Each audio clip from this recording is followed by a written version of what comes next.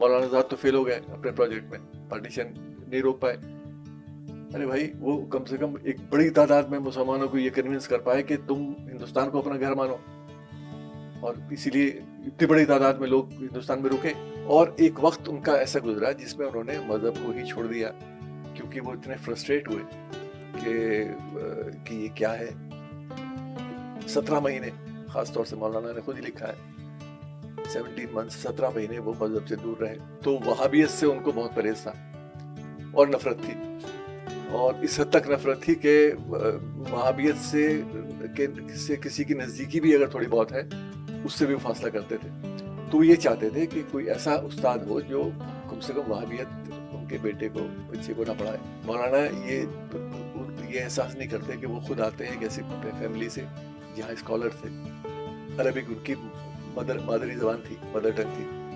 عام مسلمان کی زبان عربک نہیں ہے, نہ ہندوستان میں نہ ہندوستان کے باہر. کہ مولانا صرف ایجوکیشن کے منسٹر نہیں تھے, مولانا minister of science, minister of culture, minister of education, 3 ministry تھی ان کے پاس.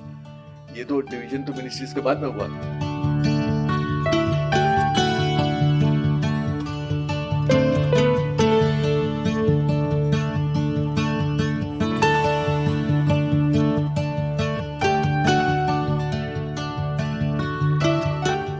السلام علیکم, میں ثاقب سلیم دین اور دنیا میں آپ کا خیر مقدم کرتا ہوں. آج ہمارے ساتھ موجود ہیں پروفیسر سید عرفان حبیب صاحب, جو کہ ایک کافی جانے مانے ہسٹورین ہیں اور آپ سب ان کا نام جانتے ہی ہیں. آج ہم بات کریں گے مولانا ابوالکلام آزاد کے بارے میں اور ان کے نظریہ جو کہ نیشنلزم, سیکولرزم اور ہندوستان کی پالیٹکس, ٹیکنالوجی, ایجوکیشن باقی سب پر رہا ہے. سید عرفان حبیب صاحب نے کتاب بھی لکھی ہے مولانا آزاد پر. باقی سب کتابوں کے علاوہ ان کی ایک کتاب ہے جو کہ مولانا آزاد پر ہے, اور سب سے پہلے میں ان کا شکریہ ادا کروں گا کہ وہ ہمارے پوڈ کاسٹ پر آئے. شکریہ سر. سر سب سے پہلے میں اس پر جانا چاہوں گا کہ مولانا آزاد کی جب بات ہوتی ہے تو وہ ایک مولانا ہیں, وہ دین کے ماہر تھے, اس کے ساتھ وہ بھارت کے ایجوکیشن منسٹر بھی رہے, بھارت کی آزادی کے وقت کانگریس کے پریزیڈنٹ بھی رہے. تو ان کو جب ہم دیکھتے ہیں تو جو ہمارا ٹاپک ہی ہے دین اور دنیا, اس کو ساتھ میں لے کر چلنے والا سب سے شاید نایاب نمونہ وہی ہیں. تو ان کی جو سوچ ہے دین اور دنیا کو ساتھ لے کر چلنے کی, وہ کہاں سے ڈیولپ ہوئی ہے, وہ ایگزیکٹلی کیا تھی, آپ یہ ہمیں تھوڑا بتائیں گے؟ دیکھیے, ایک تو پہلے ہمیں یہ پتا ہونا چاہیے کہ مولانا ایک بہت ہی مذہبی خاندان سے تھے. ان کے والد مولانا خیر الدین ایک اسکالر تھے. مولانا کی پیدائش بھی عرب میں ہوئی اور حجاز میں ہوئی, اور مولانا خیر الدین ان کے والد وہیں پر پڑھے اور وہیں پر انہوں نے سب کچھ سیکھا اور ایک عالم ہوئے. مولانا 7-8 سال کی عمر سے وہیں رہے. ہندوستان آنے کے بعد اس کی تفصیل میں نہیں جاؤں گا کیونکہ وہ کلکتہ میں آئے, رہنے والے وہ دلی کے تھے. بہت کم لوگ جانتے ہیں کہ ان کا خاندان دلی کا خاندان ہے, اور کلکتہ ان کا ایک اڈاپٹیڈ سٹی رہا.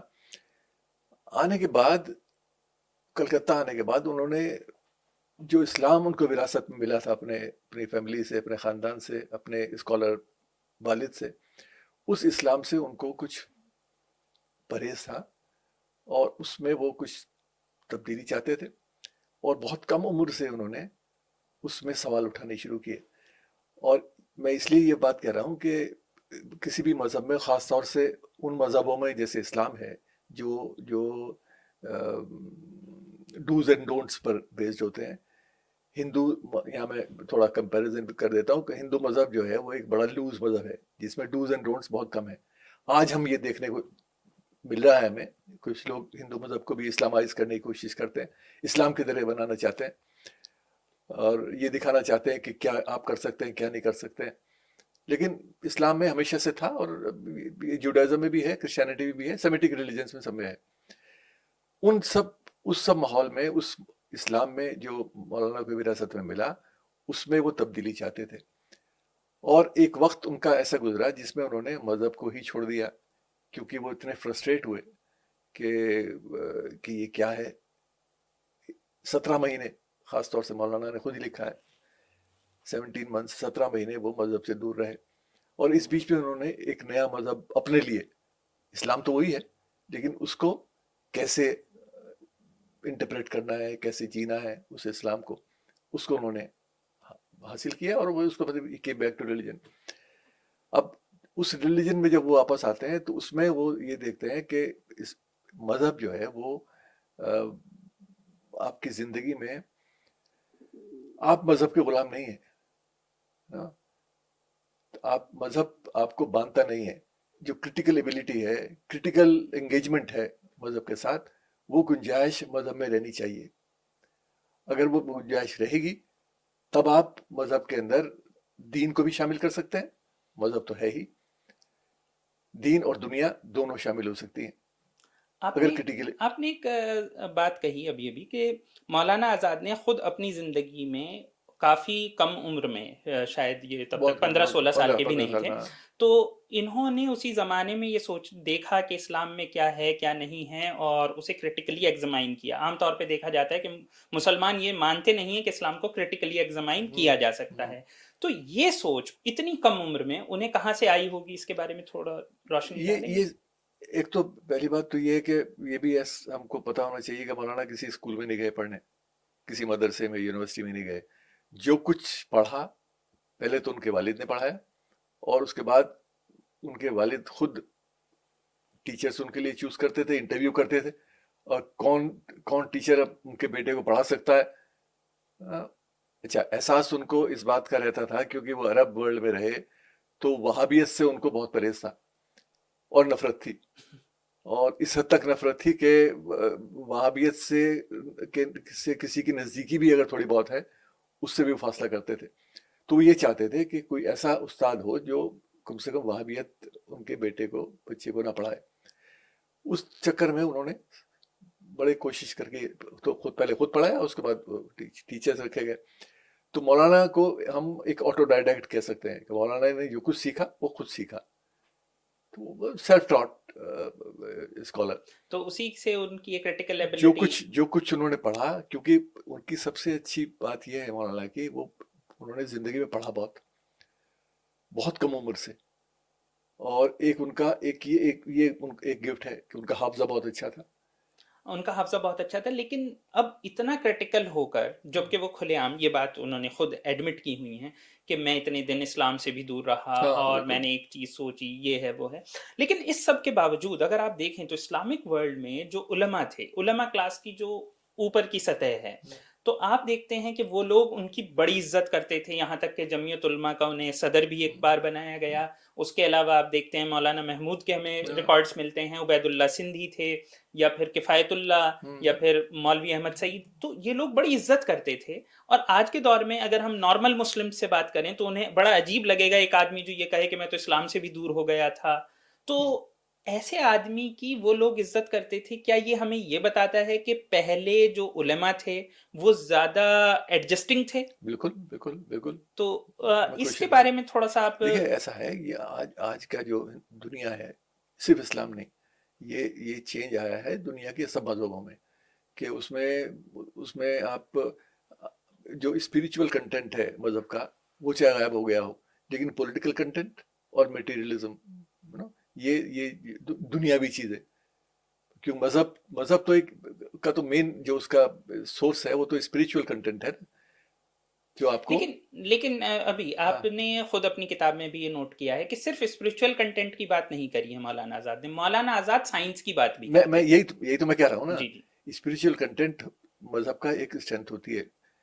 آج جو ہو رہا ہے اس میں اسپریچول کنٹینٹ تو ٹوٹلی غائب ہو گیا, اب ہے پولیٹیکل کنٹینٹ ہے. یہ صرف اسلام کی بات نہیں ہے, کرسچینٹی آپ دیکھ لیجیے ورلڈ اوور, آپ ہندو مذہب کو دیکھ لیجیے ہمارے ملک میں کیا ہو رہا ہے, دھرم کے ساتھ آپ کس طرح سے کھیل کر رہے ہیں, اور جوڈائزم بھی یہی ہو رہا ہے. تو بات یہ ہے کہ مولانا نے اس پیریڈ میں جو کیا, یا اس پیریڈ کے جو اسلامک اسکالرس ہیں مولانا کے علاوہ, وہ سب لوگ ایک تو بڑے اسکالرلی لوگ تھے, اسکالر ان دا سینس کہ وہ مذہب کو پڑھتے تھے.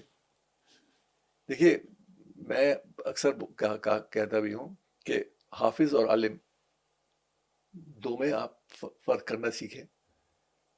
حافظ کا احترام کرنا اور عالم کا احترام کرنا, ان دونوں میں فرق ہے. حافظ وہ ہوتا ہے جو حفظ کرتا ہے, جو سمجھتا نہیں ہے. اسلام میں خاص طور سے اندھے حافظ جی, ارے بھائی جو اندھا ہے وہ عقل سے بھی مطلب وہ بیچارہ آنکھ اس کی نہیں ہے، آپ اس کا احترام کریے، کوئی بات نہیں، لیکن اس نے جو پڑھا ہے، جو رٹا ہے، اس کو سمجھا بھی ہے کہ نہیں سمجھا؟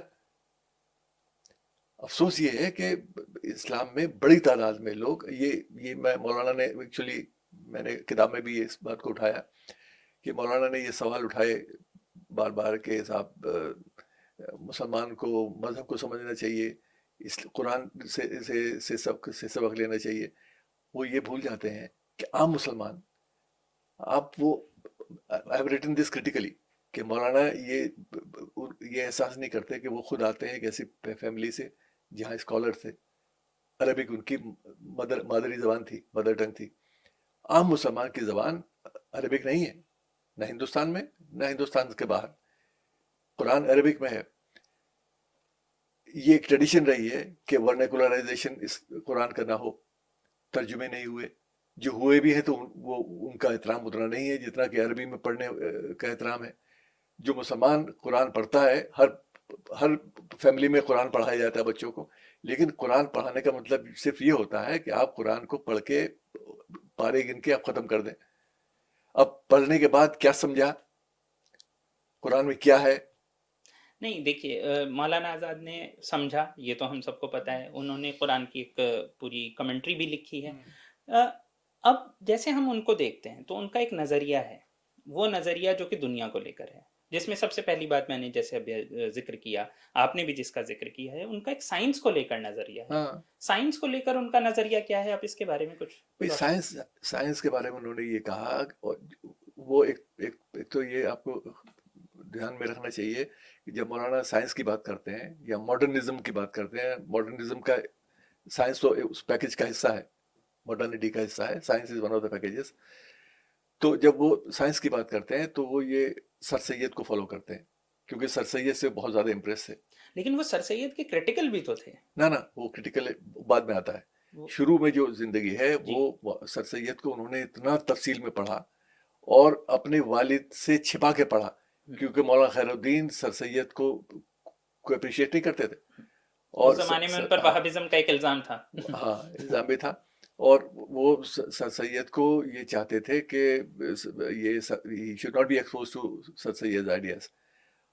تو مولانا بہت چھپ کے پڑھتے تھے، اور ایک پیریڈ ایسا گزرا کہ جس میں وہ بہت گمسم رہتے تھے گھر میں. اور میں اس لیے بتا رہا ہوں کہ یہ عام طور سے کم لوگ جانتے ہیں. تو مولانا خیر الدین نے یہ نوٹس کیا کہ یہ کیا وجہ ہے کہ یہ آج کل. تو انہوں نے پوچھا ڈائریکٹلی کہ بھائی یہ، تو انہوں نے بڑی ہمت کر کے یہ کہا کہ میں آج کل سر سید کی لکھی ہوئی کتابیں اور ان کا سب اخبارات وغیرہ وہ پڑھ رہا ہوں، جس پر مولانا خیر الدین بہت ناراض ہوئے. وہ کافی دن تک ان کی بول چال بھی نہیں رہی. لیکن یہ ایک اچھا، جب سائنس کی بات آتی ہے تو مولانا نے یہ کلیئرلی اپنے اس میں یہ لکھا ہے کہ کسی بھی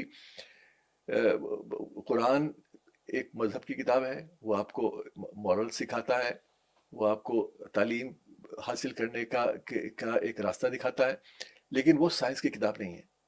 جو سر سید نے بھی کہا ہے کہ قرآن سائنس کی کتاب نہیں ہے. سائنس کو پڑھنے کے لیے آپ وہ کریں جو رسول کی حدیث کہتی ہے کہ اگر علم حاصل کرنا ہو تو چین تک بھی جانا ہو آپ علم حاصل کریں. اور جب رسول یہ کہتے ہیں کہ چین جائیں تو چین کا مطلب یہ نہیں ہے کہ وہاں پر آپ کو مدرسے ملیں گے. چین میں تو اسلام بھی نہیں تھا، تو کس تعلیم کی بات کر رہے تھے؟ تو مولانا آزاد یہ کہہ رہے تھے کہ لوگوں کو سائنس پڑھنی چاہیے اور قرآن سے ہٹ کے. قرآن صرف آپ کو انسپائر کرتا ہے تعلیم حاصل کرنے کی. لیکن ابھی آپ نے ایک بات کہی کہ سر سید سے وہ بہت زیادہ متاثر تھے، بہت زیادہ ان سے امپریس تھے، جس کی وجہ سے ان کی ایک سائنٹیفک اپروچ پیدا ہوئی شروعات میں. یہ آپ نے لکھا بھی ہے. لیکن اس کے بعد ہم یہ بھی دیکھتے ہیں کہ سر سید کے وہ بہت زیادہ کریٹیکل ہو گئے تھے، اور سر سید ہی نہیں پورے علی گڑھ موومنٹ کے ہی کریٹیکل ہو گئے تھے. تو وہ کس وجہ سے ہوا؟ اس میں سر سید نہیں ہے، اس پیریڈ میں سر سید نہیں. سر سید تو 1898 میں تو انتقال ہی ہو گیا نا. لیکن سر سید کو لے کر بھی وہ کریٹیکل تو تھے. سر سید کو لے کر کریٹیکل وہ تھے جب انہوں نے، سر سید نے یہ کوشش کی کہنے کی کہ بھائی کانگریس سے دور رہیے. وہی وہ پولیٹیکل مدعا تھا. تو کیونکہ سر سید کا تعلق ہم مطلب سر سید کو ہم جوڑتے ہیں मुसलमानों के लिए मॉडर्न एजुकेशन, जी अंग्रेजों से मदद। जी। अगर आप अंग्रेजों के खिलाफ बोलेंगे 1857 की तरह से, तो ये उन्होंने लिखा भी है, हाँ जी, तो उन्होंने आपको लिखा। जाहिर है कि वो चीजें और हासिल शायद नहीं होंगी। 1888 का जो मेरठ वाला था, वो भी एक मेरिट मुद्दा वाला था कि मुद्दा था। मौलाना आजाद उससे एग्री नहीं करते थे। फिर एक बड़ा एक इशू है जो इसके बारे में लोग कम बोलते हैं, मैंने लिखा है अलग से इस किताब के अलावा भी जी पहले, जी जी। कि 1870s में एक सर सैयद ने उर्दू यूनिवर्सिटी का एक प्रपोजल दिया था ब्रिटिश सरकार को, जिसकी मुखालफत एक बड़े तबके ने बनारस में, जो देवनागरी की बात करते थे उस दिनों में, कि देवनागरी खुद एक जबान थी जो उस वक्त उभर के आ रही थी, तो हिंदी जिसको हम कहते हैं, तो उसमें भारतेंदु हरिश्चंद्र और बहुत सारे राजा शिव प्रसाद वगैरह ये सब लोग थे। उन्होंने फौरन ही इसकी मुखालफत की, प्रपोजल की, और ये कहा कि नहीं, ये तो उर्दू तो मेजोरिटी की ज़बान नहीं है। अब सर सैयद के लिए शौक था, क्योंकि सर सैयद ने जब अलीगढ़ साइंटिफिक सोसाइटी बनाई 1864-62 में, तो उस वक्त उसमें वो पूरा प्लेटफॉर्म जमींदारों का, पढ़े लिखे अशराफ का प्लेटफॉर्म था, अलीगढ़ साइंटिफिक सोसाइटी, जिसमें हिंदू भी थे, मुसलमान भी थे। राजा जयकिशन दास जयकिशन दास। तो उनके बड़े दोस्त थे, और जिसको जब सर सैयद इंग्लैंड गए तो उसकी जिम्मेदारी अलीगढ़ साइंटिफिक सोसाइटी की राजा जयकिशन दास को छोड़ के गए, और उनकी कॉरस्पॉन्डेंस है जो मैंने पढ़ी भी है और सवाल भी किया है। तो जब ये सवाल आया कि हिंदी और उर्दू का सवाल आया, पहली बार पैदा होता है हमारे हिंदुस्तान की उस वक्त के पीरियड में, तो it was a shocker for sir Syed. उनको ये अंदाजा नहीं था कि उर्दू सिर्फ मुसलमानों की ज़बान कैसे हो सकती है। वो उनके लिए अशराफ की ज़बान थी, पढ़े लिखों की ज़बान थी, मजहब उसका कोई भी हो। तो ये पहली बार एहसास हुआ सर सैयद को कि उर्दू ज़बान सिर्फ मुसलमानों की ज़बान है, हिंदू पढ़े लिखे हिंदुओं की ज़बान तो हिंदी है। तो ये उन्होंने मुखालफत की और उर्दू यूनिवर्सिटी नहीं बन पाई। तो ये एक तो पहला शौक उनके लिए था, और उससे एक तब्दीली शुरू होती है उनके एटीट्यूड में। हाँ, जिसके बाद सर सैयद का एक एटीट्यूड है जो कि जग जाहिर है। लेकिन अब यहीं पर बात आती है कि मौलाना आज़ाद जो थे वो इससे एग्री नहीं करते थे, जाहिर सी बिल्कुल बात है। बिल्कुल बिल्कुल। तो मौलाना आज़ाद का एक अपना आइडिया है इंडिया के नेशनलिज्म कह लीजिए, कल्चर कह लीजिए, सिविलाइजेशन, जिसमें हिंदू मुसलमान सिख सब लोग साथ रहते हैं। वो एग्जैक्टली क्या था और वो किस तरीके से डेवलप हुआ, खास तौर पे ऐसे ज़माने में जबकि उनका जो पूरा करियर है वो कम्युनलिज्म से भी भरा हुआ है, लेकिन वो अपने पूरे करियर में उससे बिल्कुल टिक कर रहे, उस पर अपनी इंतकाल के वक्त तक भी उन्होंने पार्टीशन भी देखा, मुस्लिम लीग भी देखी, उस सब को देखा। तो ये कैसे डेवलप कैसे हुआ ये, और वो क्या देखिए था? देखिए ऐसा है कि एक तो अल हिलाल और अल बलाग बंद होने के बाद मौलाना को 3 साल के लिए भेजा गया रांची। रांची, और 1920 तक वो वहाँ रहे, 1916-17 से। उस पीरियड में उन्होंने तर्जुमान कुरान शुरू किया, पहले भी शुरू किया था, लेकिन वो उस पीरियड में उन्होंने तर्जुमान कुरान लिखा, और भी बहुत सारी चीज़ें लिखी उन्होंने। और एक समझ पैदा हुई कि हिंदुस्तान में किस तरह का माहौल, बाहर तीन साल तक तो वो बाहर नहीं थे, लेकिन ज़ाहिर है कि वो सुन भी रहे थे। खिलाफत मूवमेंट चल रहा था, और खिलाफत में मुसलमानों की शिरकत किस तरह से, गांधी ने किस तरह से कांग्रेस पार्टी को उसमें उसमें शामिल किया, ये सब चीज़ से वो आगाह थे। जब वो बाहर आए जेल से, तो पहली बार 1920 में मौलाना की मुलाकात गांधी से होती है। तो ये जो उनका उनका जो 1920 में गांधी से मिलने के बाद, वो उनका कमिटमेंट कांग्रेस पार्टी के साथ, महात्मा गांधी के साथ, पर्सनल लेवल पर भी और सियासी लेवल पर भी परमानेंट रहा, जो आखिर वक्त तक चलता रहा। अब मौलाना आज़ाद किस तरह से देखते हैं अपनी सियासत को उसके बाद, वो वो वो बात करते हैं जो मैंने अपने एक दूसरी किताब में, जो नेशनलिज्म पर है, उस पर मैंने मौलाना आज़ाद के चैप्टर में इस्तेमाल किया था, उनके उनके चैप्टर के लिए, इंडिविजिबल नेशनलिज्म। हाँ, ऐसा राष्ट्रवाद जो इंडिविजिबल हो, जो जो जो तोड़ता ना हो, जो जोड़ता हो, सबको इकट्ठा करता हो, जिसकी उन्होंने मिसाल इस्लाम से ही दी, इस्लाम की तारीख से ही दी। उन्होंने कहा कि भाई हम हिंदुस्तान में ये मुस्लिम लीग धर्म के नाम पर क्यों मुल्क बनाना चाहती है। ان کو رسول کی پروفٹ کی ہسٹری سے سبق لینا چاہیے. آپ اسلام کی تاریخ میں دیکھیں مدینے میں جب رسول اللہ گئے مکہ سے مدینہ ہجرت کر کے اور وہاں جا کے پہلا جو اسلامی ملک نیشن بنایا وہ یہودیوں کے ساتھ مل کے بنایا کہ یہودی ٹریڈرز کی ڈومیننس تھی مدینہ میں.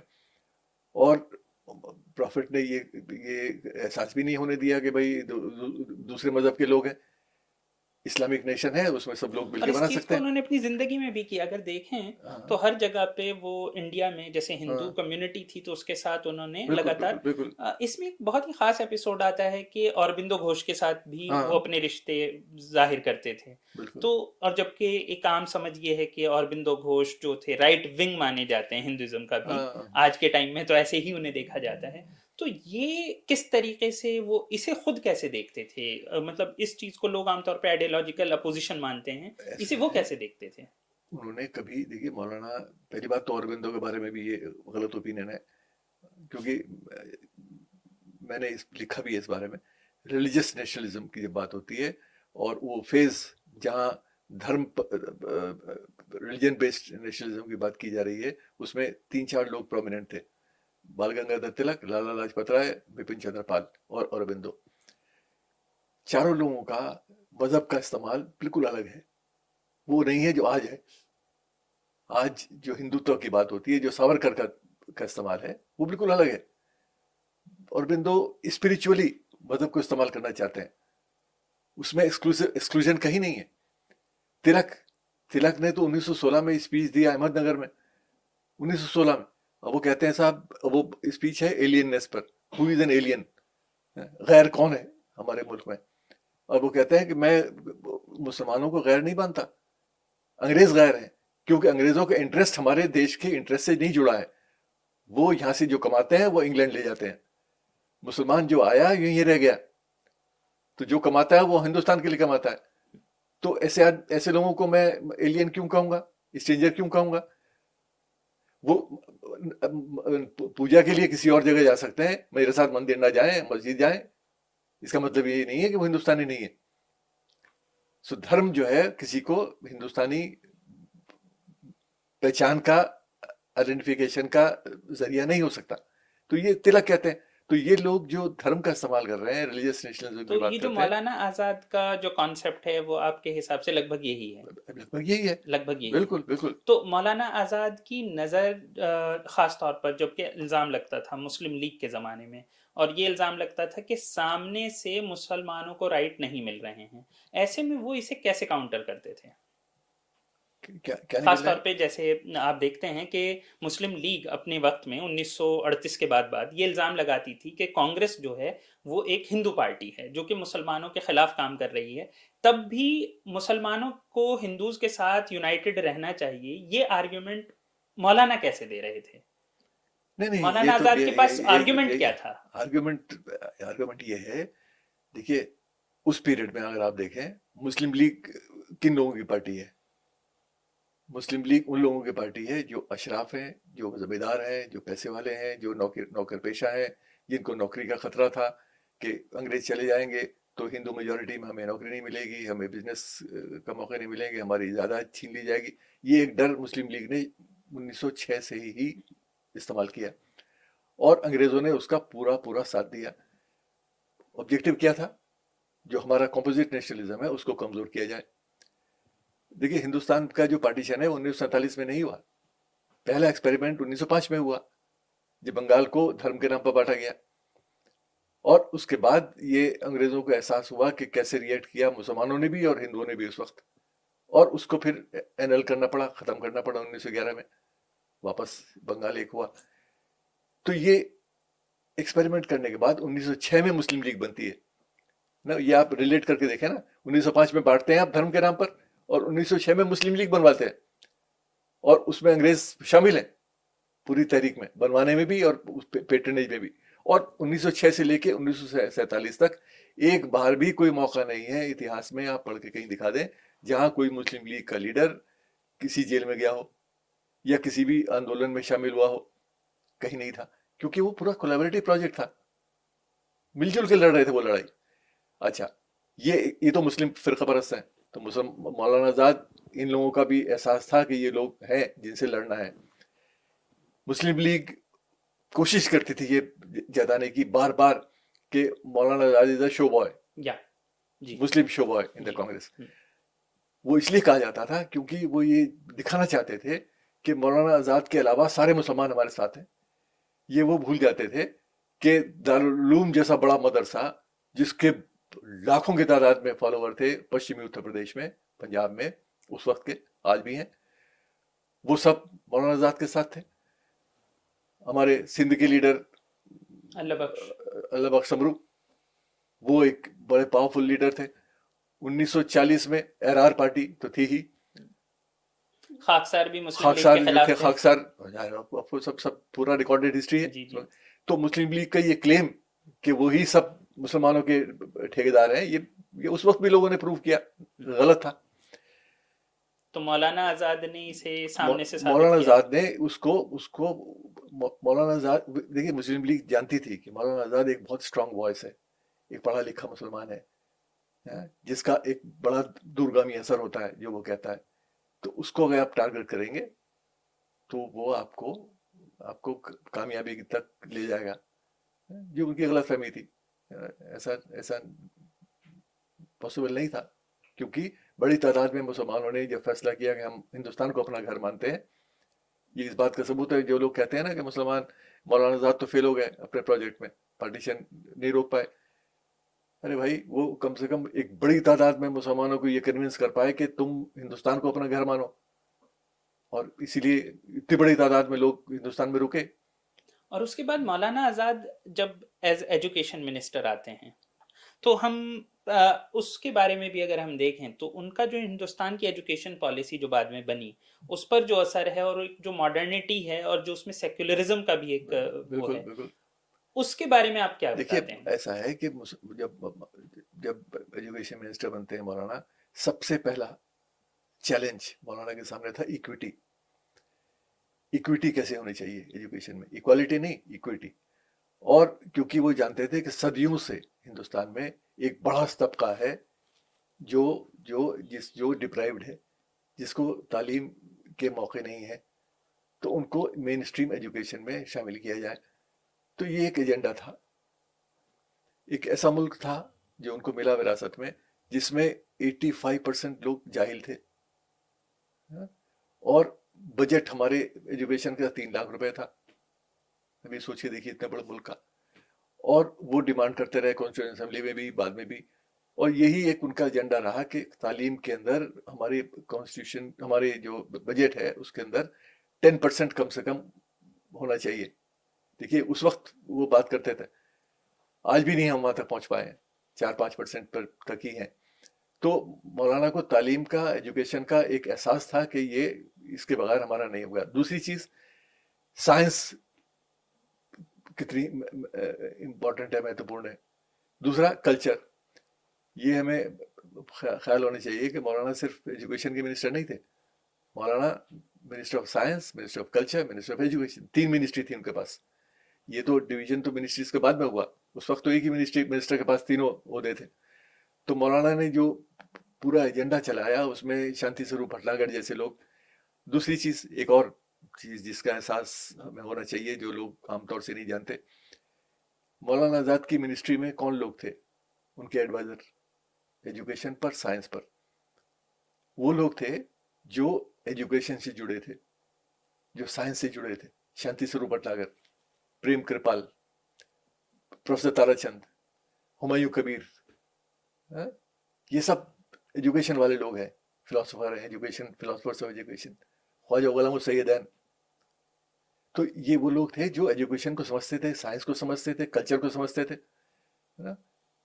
تو مولانا نے پروفیشنلز کو استعمال کیا ہمارے ان تینوں ڈپارٹمنٹس کو بلڈ کرنے میں. جو ٹیم تھی وہ ٹیم پروفیشنل تھی. آئی ایس لابی نہیں تھی کہ جو I S officer joint secretary بنا دیا، کل وہ اسٹیل منسٹری میں تھا، آج وہ ایجوکیشن میں آ گیا.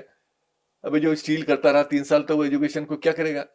یہ پورے طور پر اکیڈمیا سے لوگوں کو لیا، اکیڈمیا سے لوگوں کو لیا. یہ ٹریڈیشن ہم نے ہندوستان میں کافی سال تک آگے بھی چلائی. یہ تبدیلی اس میں آنی شروع ہوئی تھی 90s میں بہت ریڈیکلی, جی جی جہاں صرف IS نے کنٹرول کر لیا سب کچھ.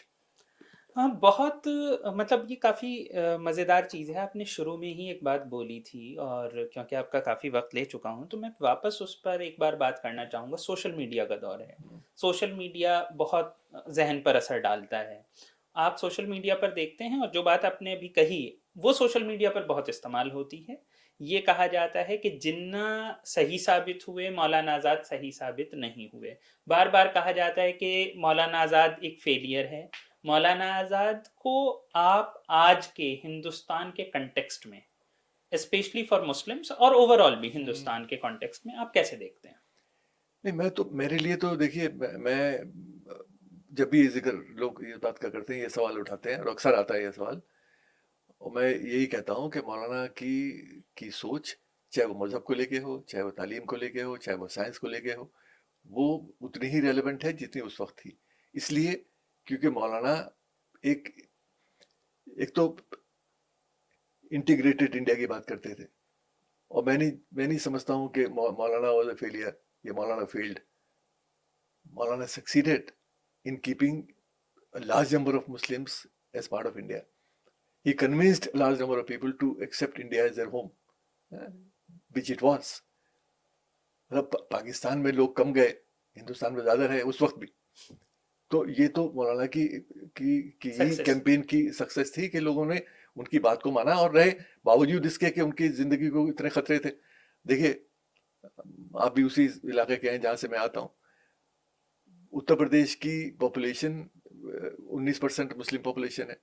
ویسٹرن اتر پردیش کی پاپولیشن 26% ہے آج.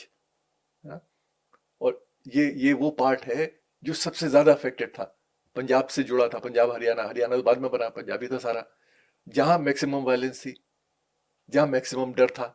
اس کے باوجود گاؤں دیہات میں قصبوں میں لوگ رہے, آج تک باقی ہیں. آج تک اس لیے باقی ہیں کیونکہ ان کے آباء و اجداد, ان کی فیملیز یہاں رہیں. تو اس خطرے کے باوجود انہوں نے یہ فیصلہ کیا کہ ہندوستان کو وہ ہم اپنا گھر مانیں, اور وہ یہاں رہے. اور وہ مولانا آزاد جیسے لوگوں کا ہی اثر ہے, دارالعلوم کا اثر ہے. تو یعنی کہ آپ کہہ رہے ہیں کہ مولانا آزاد سکسیس بھی تھے, وہ سکسیڈ ہوئے, وہ اپنے اس میں کامیاب ہوئے. خیر, آپ کا بہت سارا وقت لے لیا. جاتے جاتے ایک سوال آپ سے کریں گے. ہمارے شو کا نام ہے دین اور دنیا, تو یہ سوال جائز بنتا ہے, آپ اپنی زندگی میں دین اور دنیا کو کیسے دیکھتے ہیں, انہیں ساتھ لے کر چلنے کو لے کر؟ دیکھیے, میں آنیسٹلی آپ کہیں تو میرا دین سے تعلق تو بہت کم ہے. میں دنیا سے تعلق میرا زیادہ ہے, اور دین کا میں جن کا دین سے تعلق ہے ان کو میں یہی مشورہ دیتا ہوں کہ اپنی زندگی میں بیلنس قائم رکھنے کی کوشش کریں. دنیا اور دین کو میں بیلنس رکھیں. دین حاوی نہیں ہونا چاہیے آپ کی دنیاوی زندگی پر.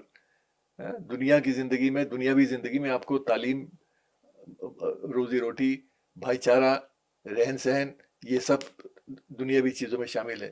دین اگر آپ حاوی ہوگا اور اس چیز کو پیچھے اگر چھوڑتا ہے تو پھر اس میں آپ کو تکلیف ہوگی. وہ یہ سب مذہبوں پر لاگو ہوتا ہے, صرف اسلام پر نہیں, سبھی کو. آپ اس میں بیلنس بنا کے رکھیں, جو مذہبی لوگ ہیں چاہے کسی بھی مذہب کے ہوں. اور میں دیکھیے یہاں مولانا کی بات کر رہے ہیں, میرا کام تو بھگت سنگھ پر بہت زیادہ ہے. مولانا کو بات میں کیا میں نے, بھگت سنگھ پر میری بہت ساری کتابیں, بہت سارا لکھا ہے, اور میں گن بھی نہیں سکتا ہوں کتنے لیکچرز میں نے بھگت سنگھ پر دیے پچھلے 40 سال میں. اور بھگت سنگھ کی وچاردھارا یہ تھی, اور دیکھیے بھگت سنگھ نے ایک ایسے لکھا تھا, میں اس لیے ریلیونس بتا رہا ہوں اس کی, جس کا ٹائٹل تھا میں ناستک کیوں ہوں, وائی ایم این ایتھیسٹ.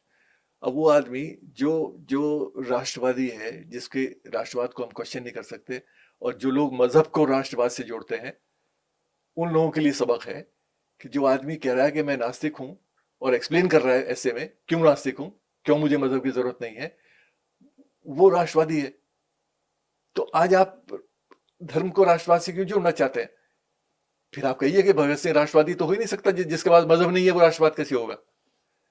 بات یہ ہے کہ دنیا کا کوئی خاص تعلق نہیں, دو الگ چیزیں ہیں, اور دونوں میں بیلنس رہنا چاہیے. جو مذہب پہ رہنا چاہتے رہیں خوشی سے, میں کون ہوں کہنے والا کہ نہ ہو, لیکن اس میں بیلنس رکھیں. بہت بہت شکریہ سر آپ کا, بہت بہت شکریہ سید عرفان حبیب صاحب کا, جو ہمارے پوڈ کاسٹ پر آئے, ہم سے بہت ساری بات کی. वक्त कम था लेकिन फिर भी काफ़ी बातें की हमने मौलाना आज़ाद के बारे में, मौलाना आज़ाद के रेलेवेंस के बारे में। और आपसे फिर मुलाकात होगी अगले पॉडकास्ट में किसी नए मेहमान के साथ। तब तक के लिए शुक्रिया।